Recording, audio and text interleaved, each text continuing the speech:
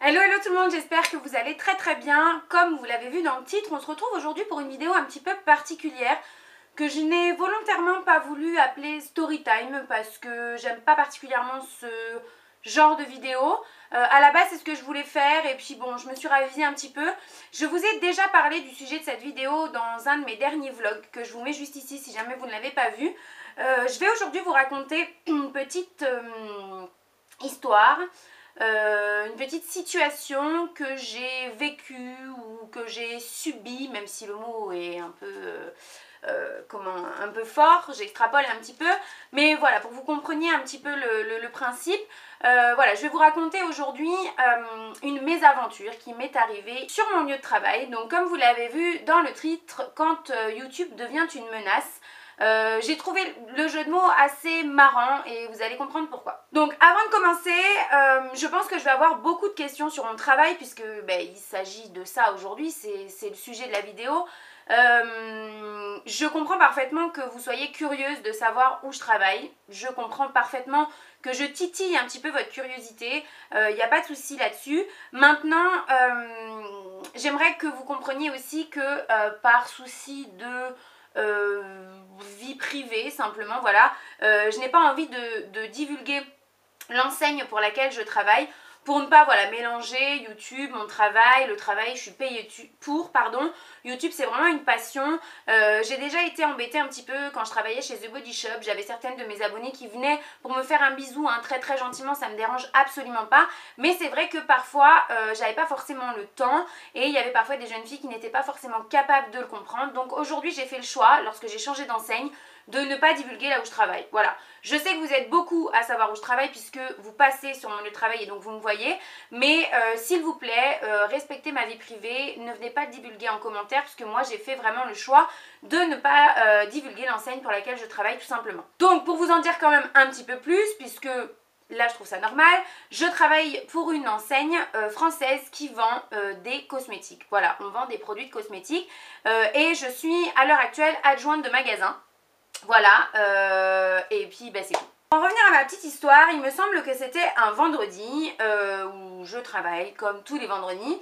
Et en fait, dans notre magasin, on a des produits, comme la plupart dans les magasins de cosmétiques, qui ont des testeurs en fait pour que les gens puissent essayer. Et nous, dans notre magasin, on a aussi des produits où on n'a pas de testeur en fait, malheureusement.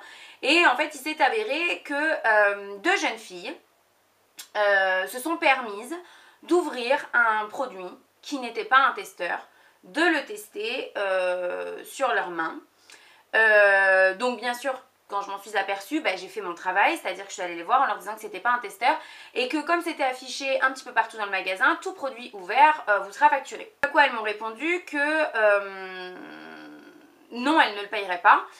Puisqu'il n'y avait pas de testeur pour ce produit. Alors c'est un petit peu voilà, le principe du magasin pour lequel je bosse, c'est que parfois on n'a pas de testeur. Donc malheureusement, comme je leur ai dit, si on met pas de testeur, il y a des raisons. On en met pour d'autres produits, mais on n'en met pas pour tout.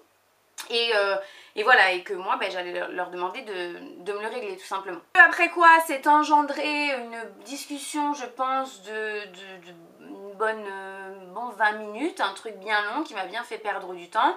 J'ai quand même essayé d'être arrangeante entre guillemets, c'est-à-dire que logiquement la procédure c'est vous devez me le payer, vous voulez pas me le payer, c'est la police, tout simplement. J'ai quand même essayé d'être arrangeante, c'était deux jeunes filles, d'après ce que j'ai compris c'était deux sœurs. Je sais pas exactement si elles étaient majeures ou non, mais bon voilà. J'ai quand même essayé d'être arrangeante, voilà, de leur expliquer tout simplement que on ne pouvait pas dans un magasin se permettre d'ouvrir un produit, de le tester et bon voilà, s'il me plaît pas je le remets en rayon. Pour la personne qui passe derrière c'est pas cool, pour nous en tant que magasin c'est pas cool, enfin voilà, que c'était une perte de chiffre d'affaires pour nous, que moi personnellement je n'aimerais pas acheter un produit qui a déjà été utilisé et que je supposais que bien il en était de même pour elles. Bien sûr, elles m'ont répondu que oui, elles n'aimeraient pas acheter un produit utilisé, etc. Enfin bon, voilà quoi, on était d'accord sur le fait, mais elles refusaient toujours de me le payer, ce qui moi me posait problème puisque voilà, je fais mon travail, je suis payée pour ça. Ce n'est pas, heureusement, ce n'est pas l'essentiel de mon travail, mais on est payé aussi pour limiter au maximum le vol, la casse, l'ouverture de produits, etc. quoi. C'est un magasin, le but c'est de faire du chiffre d'affaires, c'est pas de perdre de l'argent, et c'est comme ça pour toutes les sociétés, que ce soit celle pour laquelle je travaille ou une autre. Donc plus la discussion avançait, plus ces deux jeunes filles devenaient quand même relativement arrogantes. L'une d'entre elles me disait qu'elle avait apparemment travaillé pour des enseignes type Nocibé, Marionneau, etc.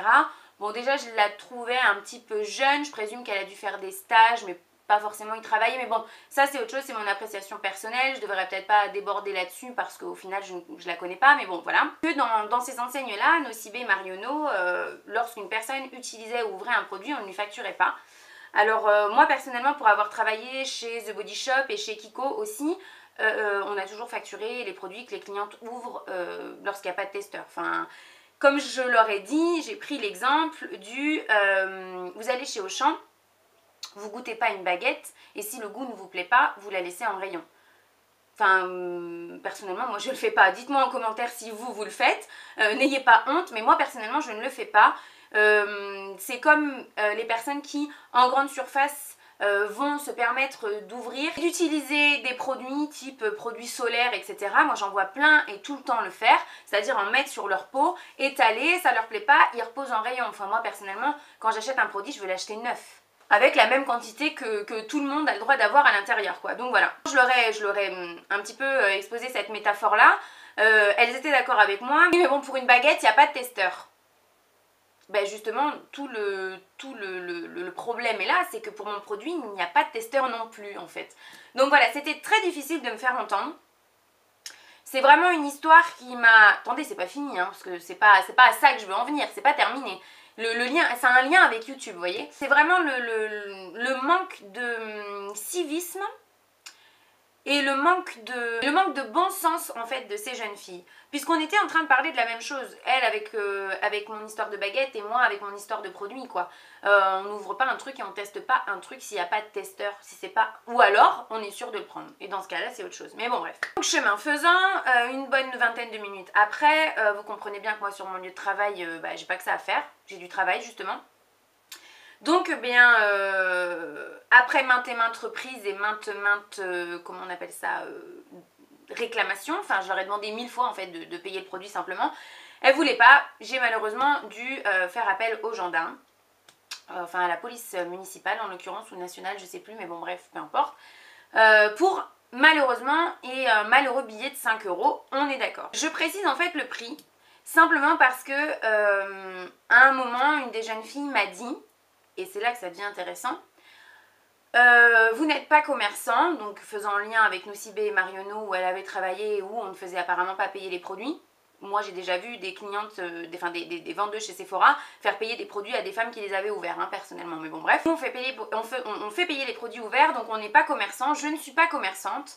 C'est de cette manière que je vais perdre des clients, mais surtout que je vais perdre des abonnés.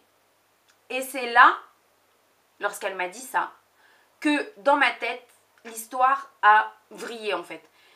Si vous voulez, jusqu'à ce qu'elle me dise ça, moi j'étais simplement en train de faire mon travail, voilà. Dans ma tête, je me disais aussi, oui effectivement, bon, il n'y a pas de testeur, mais voilà, c'est chiant de devoir le payer, machin, mais bon, un minimum de civisme pour tout le monde, quoi. Donc voilà, j'étais simplement en train de faire mon travail, mais lorsqu'elle a prononcé le mot abonné, que donc elle a pensé avoir un minimum d'impact sur moi en me faisant comprendre qu'elle savait que j'avais une chaîne YouTube et que elle avait pas la présence d'esprit de faire la différence entre Marion sur son lieu de travail et Marion de la chaîne Marion Makeup Addict 33 à l'époque, et en l'occurrence Just Marion maintenant. Elle n'a pas eu la présence d'esprit en fait de faire la différence, c'est-à-dire que quand cette personne m'a vu lui demander de payer un produit qu'elle m'a reconnu, dans sa tête, elle s'est dit, je vais aller jusqu'à lui parler de sa vie privée. Je vais aller mélanger son travail et sa vie privée. Alors je m'excuse, je vais essayer de rester calme au maximum, puisque cette vidéo doit rester agréable pour vous à regarder, même si c'est pas un sujet super fun. Donc voilà, cette personne à un certain moment m'a dit, vous n'êtes pas commerçant, c'est de cette manière que vous allez perdre des clients, mais aussi des abonnés. Et là, comme je lui ai dit, déjà je lui ai demandé de répéter, parce que pour être honnête, j'ai quand même été assez étonnée qu'on puisse en venir là en fait.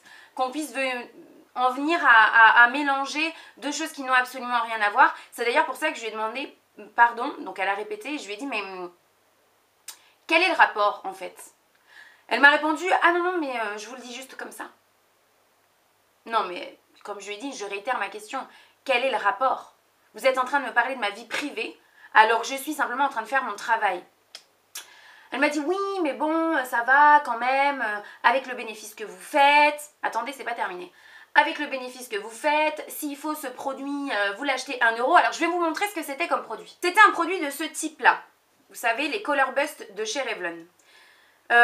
Qui sont en règle générale trouvables aux alentours de 15 € et qui, dans le magasin pour lequel je travaille, sont vendus 5 €, comme je vous l'ai précisé. Donc elle m'a dit oui avec le bénéfice que vous faites, alors déjà si elle connaît un minimum le magasin dans lequel elle est, elle sait qu'on fait déjà beaucoup moins de marge que toutes les autres enseignes qui peuvent vendre ce type de produit là.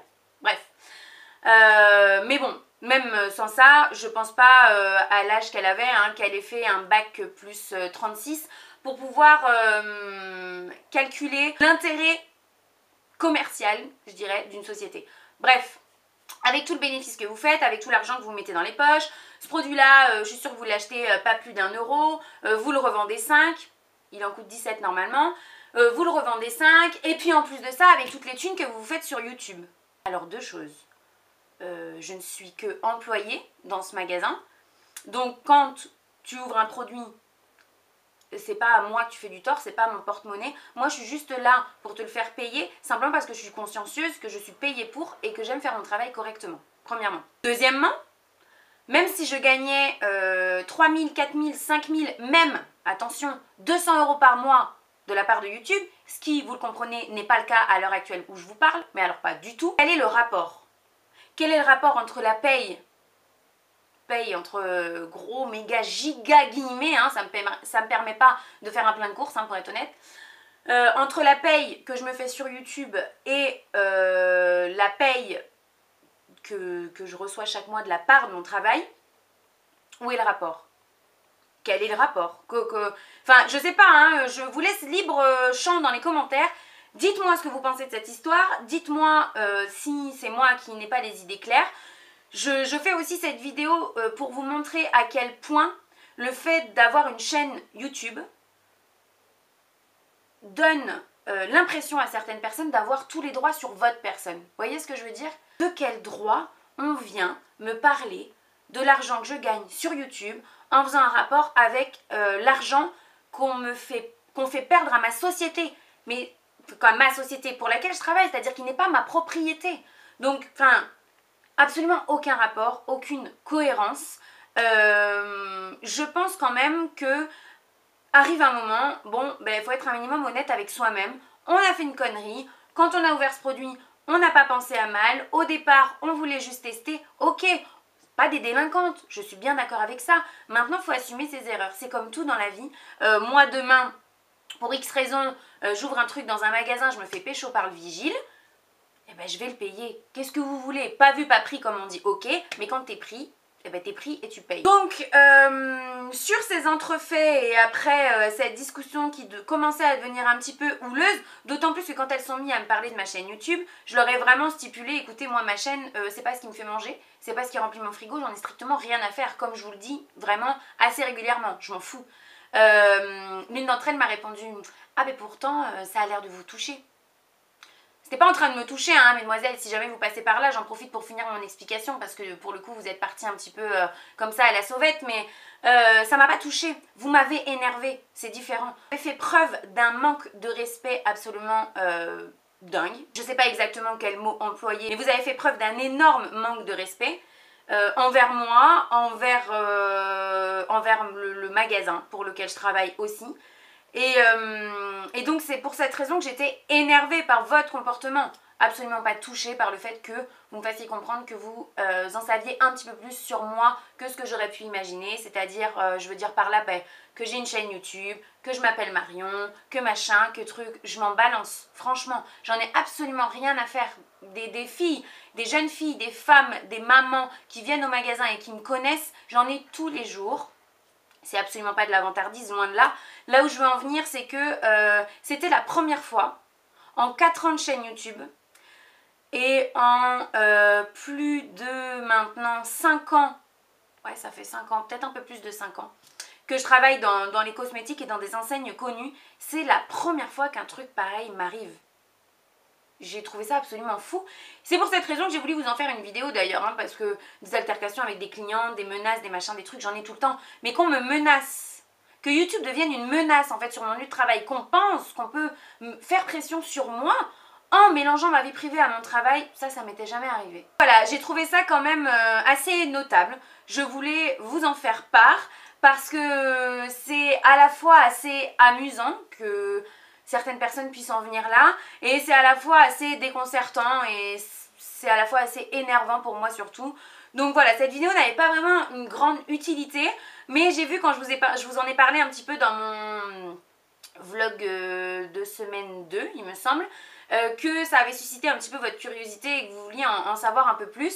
Et puis comme je vous l'ai dit, moi de toute façon j'avais envie de vous en parler. Vous savez que je parle de ce qui me plaît, de ce qui me touche, de ce qui m'énerve aussi. Comme une vidéo sur les chiens catégorisés va arriver, parce que c'est aussi quelque chose qui m'agace un petit peu. Mais voilà, ça n'avait pas vraiment de but particulier comme je vous dis, mais ça peut peut-être faire prendre conscience à certaines que vraiment, à partir du moment où on a une chaîne YouTube, eh bien parfois on est amené à vivre des situations quand même assez cocasses, et là c'était vraiment le cas. Les filles, je pense que cette vidéo est déjà suffisamment longue pour le peu d'intérêt qu'elle avait.